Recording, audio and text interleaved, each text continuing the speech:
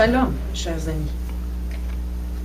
Nous sommes rendus à la deuxième lettre de l'Aleph Bet, ayant honoré Aleph, étant la première qui est le leader de toutes les lettres de ce merveilleux Aleph Bet, et qui ouvre la marche comme un taureau qui fonce et qui suit derrière la lettre Bet. Non pas la moindre, c'est la deuxième lettre de l'Aleph Bet, mais elle a, elle aussi, on va le voir, toutes les 22 lettres ont une place d'honneur dans le cœur de notre Créateur. Mais Bet a une place particulière puisqu'elle a été choisie pour être la première qui ouvre la parole de Dieu, avec le mot Bereshit, qui veut dire au commencement. Bet signifie maison, signifie aussi fils. On a vu qu'Aleph signifiait père, forte autorité. On arrive maintenant à la deuxième lettre avec la signification de fils. Encore une fois, il n'y a pas de hasard dans le cœur de Dieu. Et il voulait nous signifier, en débutant les Écritures par un bait, qu'il était très préoccupé, je dirais, son intention, sa volonté se posait sur le fait de son plan qui consiste à établir sur terre sa demeure. Et cette demeure-là, c'est chacun de nous. On va le voir au fur et à mesure qu'on va avancer dans le bet. Mais le fait que le bet signifie maison, ça exprime aussi l'idée de tout ce qui contient. Or, c'est le symbole de toutes les demeures, de la maison de Dieu et de l'homme. C'est aussi le symbole du sanctuaire. La lettre Bet désigne particulièrement un endroit réservé à la sainteté sur terre, qui est le Bet Hamikdash, qui est le temple. Dieu voulait que les Hébreux, dans leur course vers la terre promise, bâtissent un tabernacle qui puisse être déplacé pour pouvoir y résider. Et on va voir à travers l'Ancien Testament, à travers l'Ancienne Alliance, que Dieu a déplacé, si je pourrais dire, ce sanctuaire-là d'un sanctuaire visible et physique à un sanctuaire visible et physique qui est nous. Le bête accorde à chaque créature la capacité de libérer en nous un espace pour recevoir la lumière divine. Comme je le disais, le premier mot hébreu de Genèse, Bereshit, au commencement en français, contient les 3 lettres du mot bête. Les 3 autres lettres qui restent dans le mot Bereshit forment le mot roche, qui en hébreu signifie la tête. On peut donc en déduire que le mot Bereshit symbolise l'espace d'où rayonne la pensée créatrice de notre Elohim. Il est la tête, il est l'autorité, et de ce commencement-là a été générée une pensée créatrice qui a créé, dans le fond, l'univers qu'on connaît. J'aime bien la connotation du bête aussi quand on parle du fils.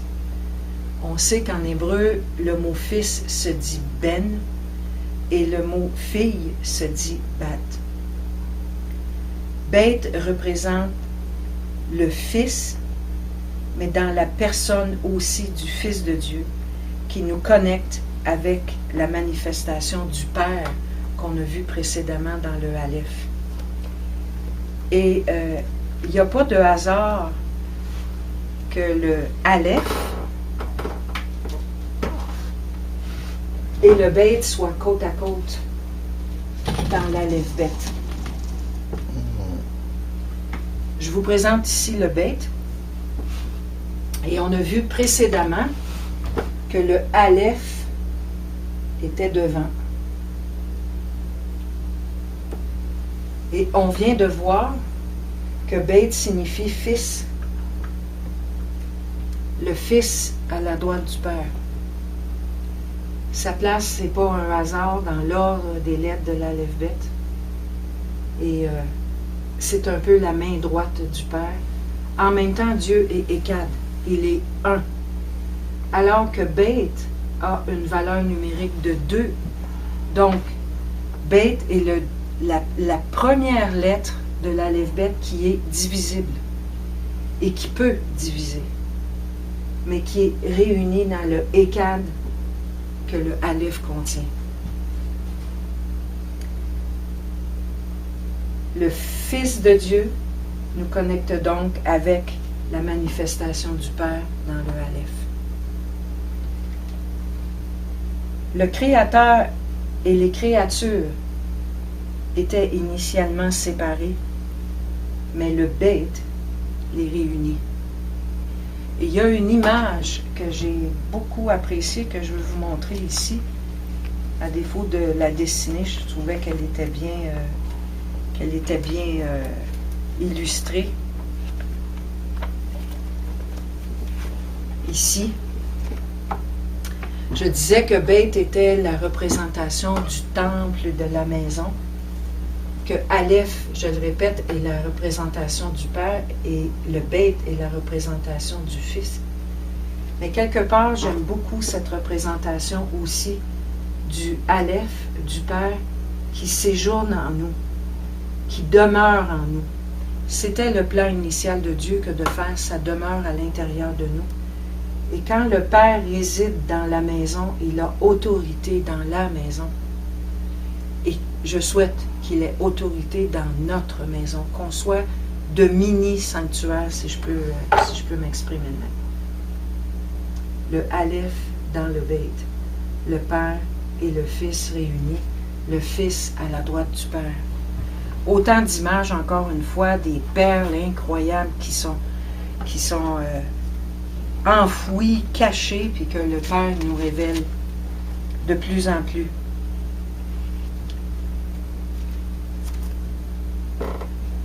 Dans Colossiens 1:20,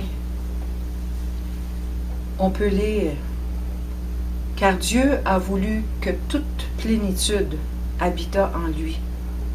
Il a voulu par lui réconcilier tout avec lui-même, tant ce qui est sur la terre que ce qui est dans les cieux, en faisant la paix par lui, par le sang de sa croix. » On voit que le plan de Dieu est contenu dans le Beit par le Fils qui veut réunir. Quelque part, il y a un auteur qui disait que c'est la business de Dieu. J'aimais bien ça semble peut-être un peu profane, mais que l'affaire de Dieu, le plan de Dieu, c'est d'unifier ce qui a été divisé par Satan. Satan est un diviseur, est un voleur qui sépare, qui détruit. Mais quand deux parties agréent, Dieu veut réunir et ne faire qu'un Écad avec ce qui a été divisé par l'ennemi. Comme enfants de Dieu, fils et filles d'Élohim, on est aussi la lettre Beit. Comme je le disais, on est sa maison, nous sommes le temple de Dieu. Des sanctuaires miniatures. D'où origine la lettre Beit? De quoi avait-elle l'air à ses tout débuts?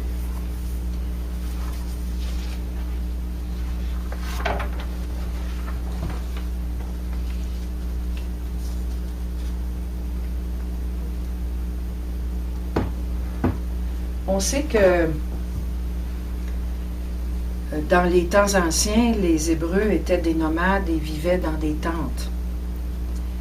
Et cette représentation est la représentation du Beit à son époque d'origine, avec l'image d'une tente où l'entrée se situait comme ça et où les femmes et les enfants pouvaient dormir et demeurer pendant les temps chauds. Et c'était recouvert de peau de chèvre noire. Et ils pouvaient vivre dans le désert, dans des tentes qui ressemblaient un peu à celle-ci. Le tracé de cette lettre-là, c'est un rectangle, évidemment, on le voit bien, représentant le tracé au sol d'une tente, comme à l'époque d'Abraham, ou encore une grande pièce. Selon les anciens d'Israël, elle serait ouverte d'un côté pour recevoir la lumière et symboliser l'hospitalité, et fermée de l'autre, car Dieu a dit, tu ne verras pas ma face. La maison symbolise un point focal, le centre du monde à l'image de l'univers. C'est pourquoi Beth est également attaché au temple de Dieu. Le Beth Amikdash, comme je le disais tantôt, représentant à la fois l'univers et l'être intérieur unis par les voies de la sagesse de Dieu. J'aime bien ce passage d'Ésaïe 66 aussi au verset 1 et 2 qui dit « Ainsi parle l'Éternel, le ciel est mon trône et la terre mon marchepied. Quelle maison me donneriez-vous pour demeure? Toutes ces choses, ma main les a faites et toutes ont reçu l'existence, dit l'Éternel. »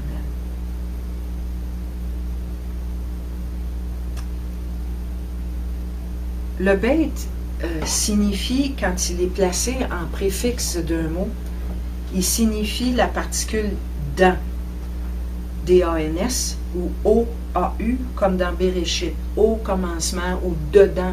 Je disais tantôt que bête, c'est la lettre de tout ce qui contient.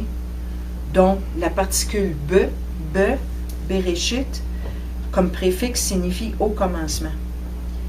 Bête veut aussi dire dedans, foyer, intime, nourricier, nourriture, abri, voûte, vie de famille et finalement couple.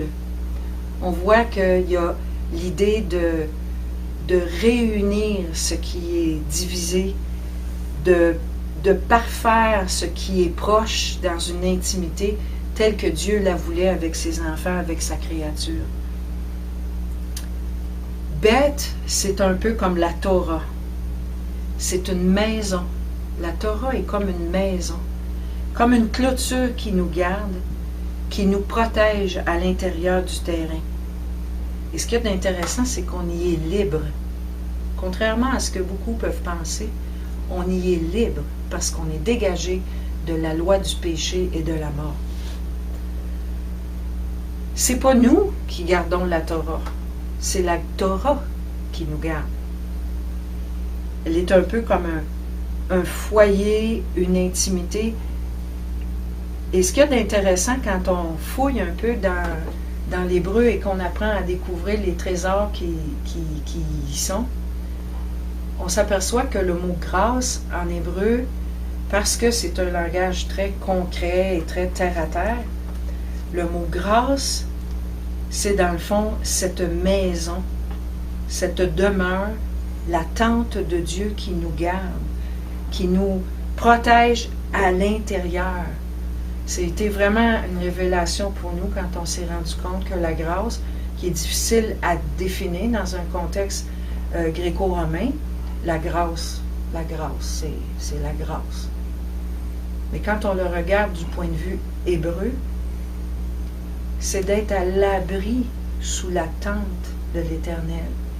C'est d'être protégé par lui. Et ça, c'est doublement rassurant. D'où l'attachement qu'on doit avoir par rapport à la signification de la lettre bête. Comme je le disais, dans la langue hébraïque, le mot bête veut dire maison. Mais ça veut aussi dire de façon extensionnée, ça peut aller jusqu'à dynastie, jusqu'à peuple, une tribu, une école dans le sens d'un courant de pensée. C'est aussi bête une métaphore pour la matrice de la femme. Et c'est intéressant de penser que tout enfant qui a été placé par Dieu, une semence placée dans la matrice de la femme, commence par une vie dans la noirceur pour arriver à la lumière du monde extérieur de la même façon le monde a été créé. Beth est aussi utilisé pour signifier à l'intérieur de, avec, entre, parmi, pour et selon. Encore une fois, l'idée d'inclusion, de réceptacle qui reçoit et qui contient. C'est intéressant de voir que Beth, on avait vu que Aleph était composé d'un vav avec 2 yod. Beth est composé de trois lignes qu'on appelle vav aussi en hébreu, mais qui a une ouverture sur la gauche. Et par son coin gauche supérieur ici, le Beth indique la direction des cieux. Ça reconnaît dans le fond qu'il y a un créateur et que ça témoigne des merveilleuses lois de la nature et de l'univers qui ne sont pas le fruit du hasard, mais qui sont l'œuvre d'un Dieu unique, de Dieu qui est Echad, de Yahweh Echad. Ça explique que l'homme peut accéder aussi à une compréhension de Dieu par l'étude de sa création par la Torah, puisqu'il est impossible de comprendre en son essence par un simple processus intellectuel. C'est beaucoup plus que d'accumuler du savoir, mais c'est de véritablement rentrer dans l'arbre de vie qui est la Torah elle-même, les enseignements de Dieu, la parole, Yahshua, le Fils. La gématria de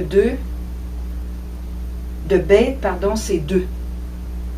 On a vu que Aleph, la valeur numérique était 1. Beth, la valeur numérique est 2. Par sa valeur 2, le Beth, c'est un peu l'extériorisation du Aleph qui, dans un mouvement, fait apparaître la polarité, justement, la dualité, la source de toute multiplicité.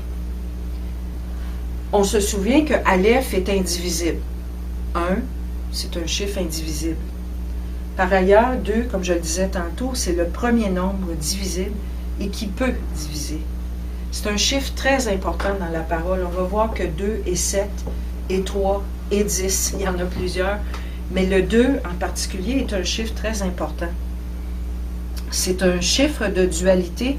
On voit qu'il y a beaucoup de choses qui se comptent par 2 dans la parole de Dieu. Le ciel et la terre, l'homme et la femme, la lumière et les ténèbres, le monde, ce monde et le monde à venir, les 2 alliances, le peuple choisi qui va être la réunion, le peuple d'Israël qui va être la réunion de la maison de Juda et celle d'Éphraïm. Il y a beaucoup de choses qui sont par 2, mais que Dieu a plaisir à unir quand les parties agréent, bien sûr. Comme dans le mariage, tu quitteras ton père et ta mère et vous ne formerez qu'une seule chair. Encore une fois, on voit la dualité, mais que Dieu réunit et ne fait qu'un. Et finalement, le mot père en hébreu se dit Av, Aleph, Beth.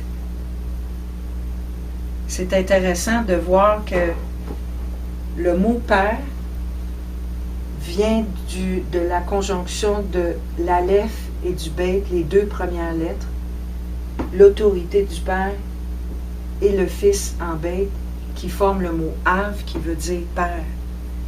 Et le terme encore plus familier que Dieu nous dit, qu'il reçoit avec plaisir, c'est quand on l'appelle Abba. Et Abba est formé aussi des lettres Aleph et Beth.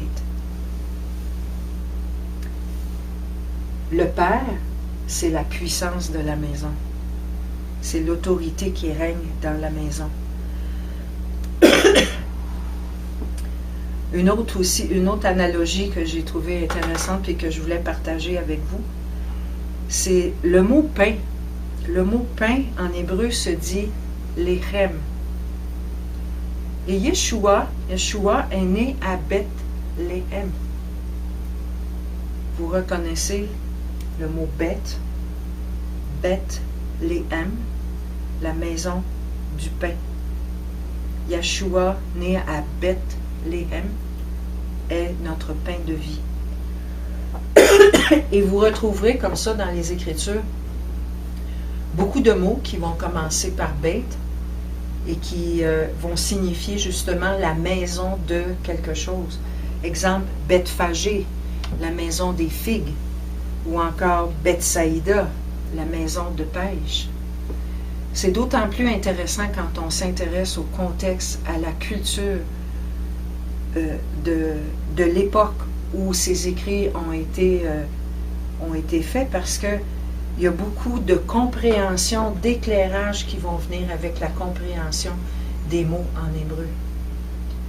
Même chose quand on dit Ben, par exemple, Ben Yamin, il y a cette particule Ben qui précède beaucoup de noms, parce que les noms en hébreu ont une grande importance et sont donnés par Dieu. Mais quand on découvre tout ce spectre-là, toute cette panoplie de trésors, on est vraiment emballé à continuer. Alors pour aujourd'hui, je vous dis shalom avec le Beth et on continue avec la prochaine lettre une prochaine fois. Au revoir.